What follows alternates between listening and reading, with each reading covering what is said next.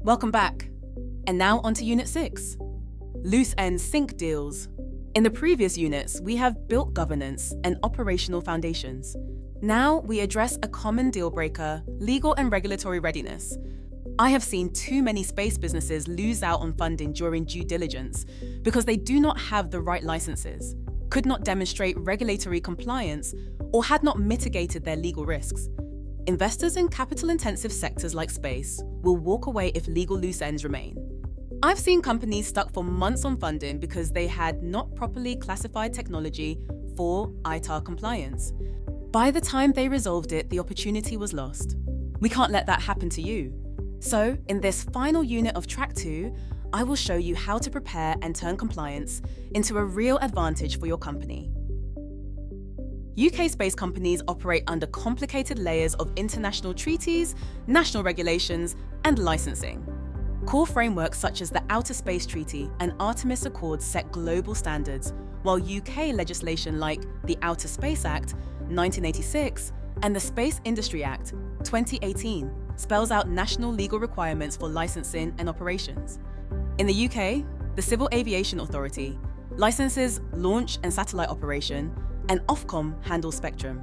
Understanding which licenses and which agencies govern your activity is essential. For example, Rocket Factory Augsburg would have recently had to navigate this complexity in order to have been awarded the first launch operator license, allowing them to launch rockets from the Saxavord spaceport in Scotland. Regulatory discipline enables continued rapid international expansion. This is a standard of professional practice you should follow. Space companies must also carefully manage liability. The launching state bears international liability for damage caused by its activities. The UK government has sought to offset such liability by requiring that operators provide indemnities and hold insurance. The key is understanding what risks you carry, what can be insured, and where you need clear contract terms to allocate responsibility. For more specific details on insurance and liability requirements, you should consult the UK government's spaceflight legislation and guidance online on the gov.uk website, which provides an introduction to spaceflight legislation and the UK licensing regime. There's no getting away from it. Legal loose ends, slow deals. Investors will deeply examine your contracts, licenses, IP, compliance history, and open risks. If you prepare ahead with a compliance roadmap and clear documentation, there is no doubt you will accelerate the process and build confidence. Rushing to fix gaps late in the day only creates delays or could even kill the deal, and you don't want that.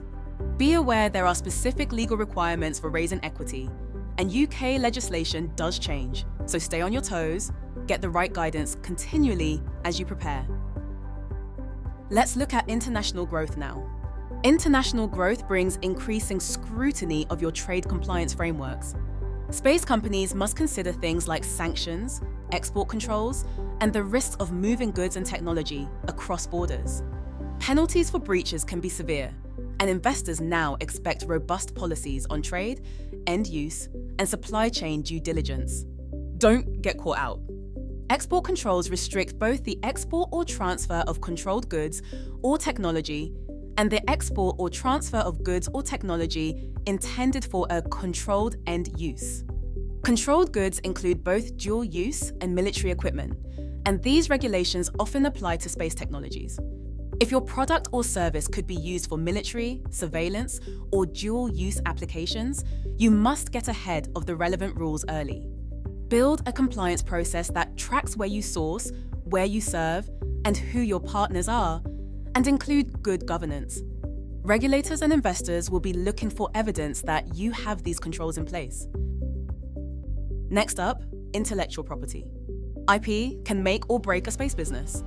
Start by checking for conflicts, registering branding and assets, and ensuring your company owns its IP outright. Get licenses in place if you use someone else's IP, and always protect sensitive material when sharing new ideas externally. Once you have the basics covered, put broader processes in place to manage and defend your IP as you grow and expand internationally. Please see our key legal considerations checklist for intellectual property for further detail. To recap, The companies that enjoy higher valuations and faster deals are the ones that get ahead on compliance, not just react to problems. Document your processes, keep your compliance up to date, and put systems in place that can scale. Gaps or delays make a company less investable, while strong legal readiness sends all the right signals. Taking legal advice early is worth the investment and will help de-risk your journey to securing capital. Check out our key legal considerations checklist in the supporting materials to help with this.